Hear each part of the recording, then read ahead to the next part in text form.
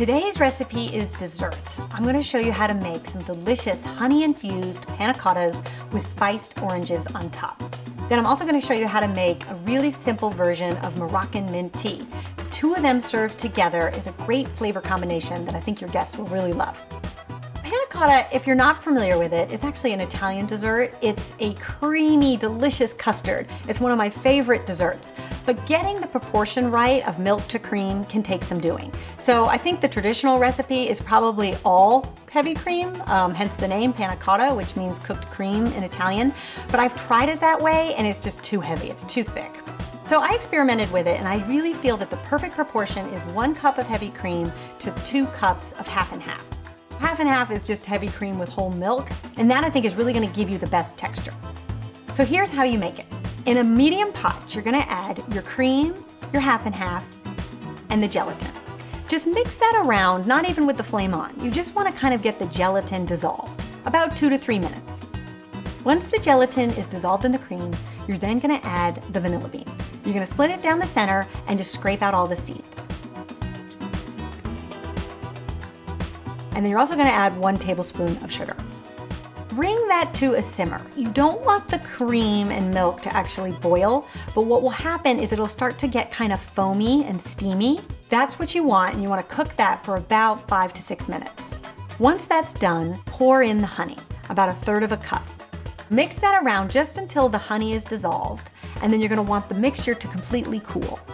What I like to do at that point is transfer the hot mixture into some Pyrex pitchers. You want to make sure that you actually cover those pitchers so that you don't get a thin layer of skin that will form from the custard as it cools. And then sometimes I'll even set that over ice just to kind of quicken the process. Once that mixture is cool, you're going to transfer it into some pretty glasses. I really like to use these little tumblers that I have, but you could use wine glasses, you could use martini glasses. You just want to make sure that that cream mixture is really cool because oftentimes those types of glasses are not heat resistant and they could crack on you.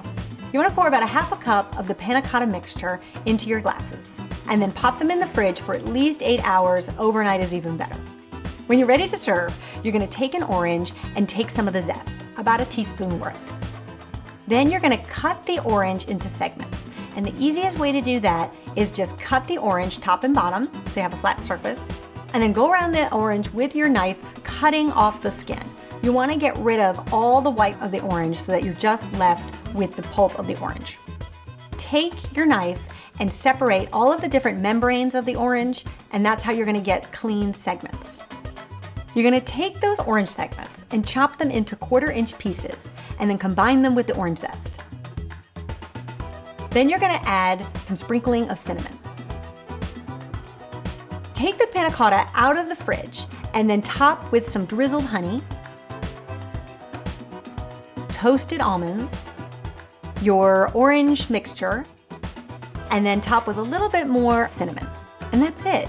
It's a beautiful dessert that has an exotic flavor to it. Your guests will be pleasantly surprised as they taste the creaminess of that panna cotta and the citrusy of the oranges mixed with the cinnamon and the crunch of those almonds. It is a great combination, I promise you. And to serve with this dessert, I highly recommend some Moroccan mint tea. There's lots of different ways to make Moroccan tea, but I think one of the simpler ways is to just get a little teapot. So mine holds about 4 cups of water. To that, add 2 green tea bags. Just peel off the little paper, if there's any little paper that comes with it. You don't want that sitting in your hot water. You could use the loose green tea, but then you kind of have to strain it out and it's just kind of another step. So you can use the tea bags and then you won't have to do that. Then you're gonna add some fresh mint. I think usually about 2 sprigs of fresh mint per cup of water is a good balance. And then some sugar. Now, traditional Moroccan mint tea is very, very sweet, almost too sweet for my taste. So I think 1 lump of sugar per cup of water is a good proportion. But if you like it sweeter, by all means, you can increase the sugar.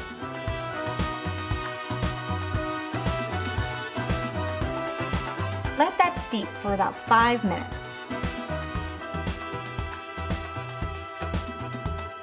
You're going to serve the tea with the panna cottas, and it's a great flavor combination between the two. I promise it's something your guests are going to love, and it's really a great way to finish off this menu.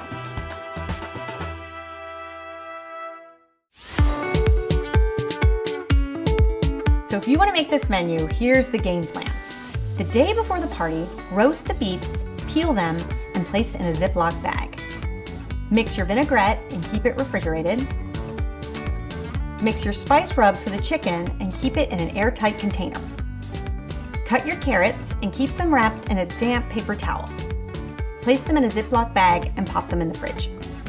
Make the panna cottas and keep them refrigerated as well. The day of the party, you're going to make the phyllo cups. Assemble them and place covered in the refrigerator. That way they'll be all ready to go and all you have to do is pop them in the oven. Toast your almonds for the panna cotta and keep them in a Ziploc bag. 1 hour before, you're going to want to rub your chicken with the spice rub and keep it refrigerated. Then 15 minutes before your guests arrive, pop the phyllo cups in the oven and bake them off. Make your couscous, and when it's done, just keep it covered on the stove top with the flame off. It'll still stay warm that way. 30 minutes after your guests have arrived, you want to prep your beet salad and serve. And right when you sit down to eat the beet salad, pop the chicken in the oven. 10 minutes before your chicken is done, enlist one of your guests to help clear the salad plates. That way you can start sauteing your carrots. Toss the couscous with the fruit, the nuts, the garbanzo beans, and fresh mint. Serve the chicken with the couscous and the carrots, and enjoy a leisurely meal. Once everybody is finished with the meal, enlist one of your guests to help clear the plates. That way you can start prepping the tea and getting the panna cottas ready. While the tea is steeping, remove the panna cottas from the fridge and segment your oranges. Assemble the desserts and serve with the tea. So there you have it. There is the North African inspired menu with some really simple dishes that have some wonderful flavor combinations. I hope you'll give it a try, get outside your comfort zone, and treat your guests to something new and different.